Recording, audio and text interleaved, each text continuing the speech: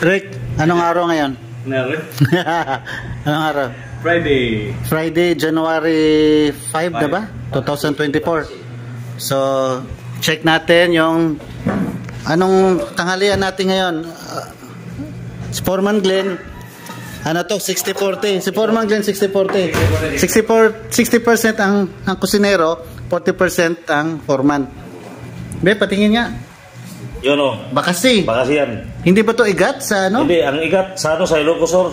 Ilocosur. Sa ano, sa Liti, Kasili. Sige, pa-comment natin kung anong pangalan sa ano na to. Sa Katagalugan. Ha, sa Cebu, sa Kabiasnan, hindi, sa Cebu, sa Bisaya. Ito sa Lapu-Lapu, Bakasi. Bakasi. Okay. Sa Katagalugan, tanong natin kung ano. Pero alam ko igat, pero sige na lang. Oh, hindi pa luto yun, ha? Hindi pa luto, ha? Habol pa yung... okay. Yung nyog, yung pinakagata ng nyog. Okay, so yung nag-comment, no? Part 7 na siguro to. Regarding ngayon sa engineer na naman. Engineer na. Engineer na. Hindi na sa leadman tsaka foreman. Kung ano daw ang gagawin nila, kung fresh graduate sila, ma-license or not license, no? Actually, pagka site engineer, pagbaguhan pa lang, hindi masyado na highlight kung license ka ba hindi. Kasi zero Zero ang pagsampa mo ng project site, zero ka.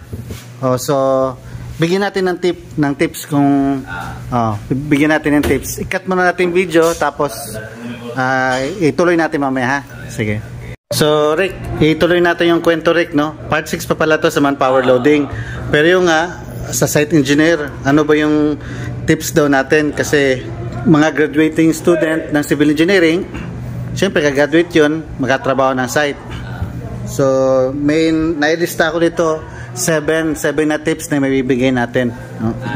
So, number 1, pag fresh graduate ka, pag bago mo day 1 mo sa kumpanya, sa site, tapos medyo malaki yung project. Kung malaki yung project, number 1, specific task lang, like specific lang. Nyari, sabihin sa'yo na ikaw, bago ka pa lang site engineer, so ang assignment mo, dyan ka lang na area, so specific lang, diba? Hindi lahat, hindi buong project, so specific lang.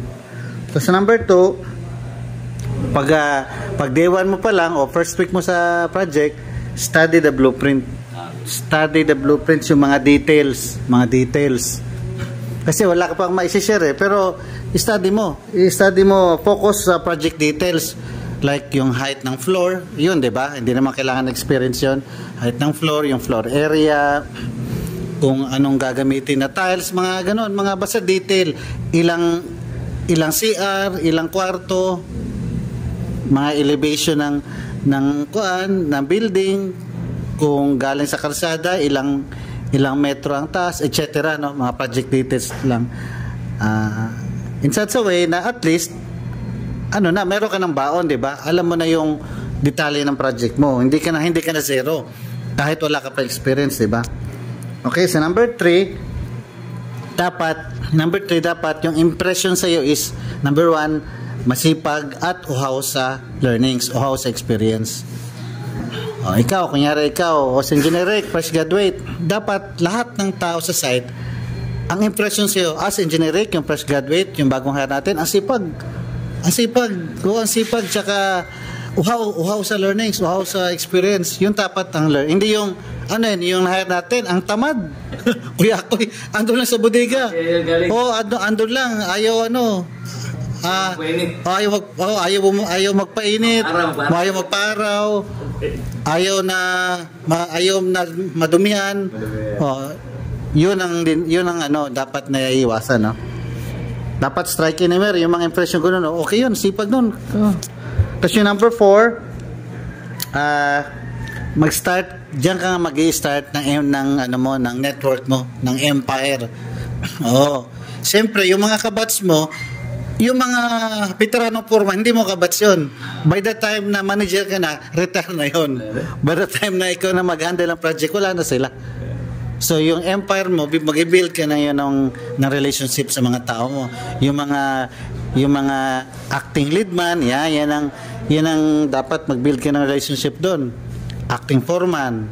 Pero sa akin, acting leadman. Kasi by the time na manager ka na o project in charge ka na, sila, hinog na rin yun. O, silang kabats mo. Kasi mind you, pagka pasok mo na isang project, tapos senior level ka na, number one dapat, meron ka talagang grupo. May mga loyalista ka na. Kasi pag bago kang salta ng project, yung simpatiyan hindi pa sa'yo eh. May chance na pag utos mo, hindi pa masyadong ano yun. Diba? Hindi pa masyadong susunod. Whereas kung meron ka ng grupo, pag sampa mo ng project, dadalhin mo yung team mo, antulin, di ba? Ang bilis ng ano. Kasi may ano ka na eh. May sarili ka ng empire o network. So number 5, level up of learnings. Ayun. Ngayari, inassign ka. Ito, hindi to literal na mag-level up ka every projects. Kasi may projects na 3 taon. E di ang tagal mo pa mag-level up. So, kung saang area ka na-assign, doon ka inassign ka sa, kunyari, sa site development. Oh. E di, okay na. Meron ka ng learnings doon. Inassign ka sa second floor, doon ka mag-learnings naman. Oh, doon ka mag-learnings. Ile-level up mo palagi. Tapos number 6, meron kang, ito ina-adapt natin to kahit sa mga cadet engineers natin. Meron natawag tayo na daily learnings. Oh, mag-comment yung mga na-under ko dati. Yung mga na-under ko dati na cadet engineers na ngayon project in charge na, nagme-message sila sa akin, "Sir, salamat. Ngayon ako na project in charge, nasa Bacolod. Naalala ko yung yung sinabi mo na daily learning." Kasi dati at least 30 learnings pinipirmahan ko 'yan. Oh, meron silang pinagagawa ko sila ng ganto, meron silang ganto compilation na biruin mo 30 learnings per day, 200 hours yun yung makadet, 250 hours yata yun sa isang nila. Eh di pag napuno mo yun 250 times 30, ilang learnings na yun, ang dami na nun. So hindi na mahalata na fresh graduate ka pag may compilation ka nun. Na-appreciate nila, "Sir, ito compilation ko, ngayon ako nagdadala ng project. Ang dami kong mga learnings na mga reference, mga ready reference." Oh, diba? So number 7 is low profile lang palagi. Oh, low profile lang. Oh, na yung impression sa iyo na hindi yung mayabang, talagang kalmado lang. Yun lang. Yun, pag naano mo yung 7 mga tips natin, hindi ka na maliligaw. Hindi ka na maliligaw sa site. Siguro mga 2 to 3 months, hindi mo na masasabi na fresh graduate ka. Ang dami mo ng learnings pag ganun, di ba? Okay, so yun lang muna ang learnings natin ngayon. Tapos dagdagan na natin. Comment na lang sa comment section para madagdagan natin. Okay? Okay. Ito si Safety, si Safety Warren, War, ha? Sige. Okay, sige, bye-bye.